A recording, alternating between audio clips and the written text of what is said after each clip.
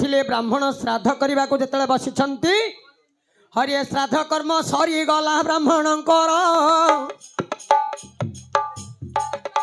ଆରେ ବେଦ ପାଠ ପଢିଲେ ଇଏ ବ୍ରାହ୍ମଣ ମୋର ଭାଇରେ ଦୈବ ଯୋଗେ ପିଣ୍ଡ ହସ୍ତେ ଧରାଇଲେ କହିଲେ ପିତୃପିଣ୍ଡ ନେଇ ବନ୍ଧେ ପକା ବୋଇଲେ। ଆଜ୍ଞା ଏ ସମୟ ପଦ୍ମାବତୀ ପିଣ୍ଡକୁ ନେଲା पिंड धरी गो पद्मावती ये बंधकु गण त्राहन पकाई बजे पद्मबला कि से पद्मबला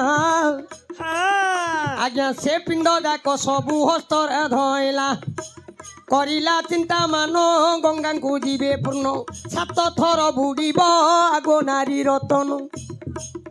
आज्ञा से पिंड धरिण पद्मावती जाई त्राहन करिले गंगा तो ठेर।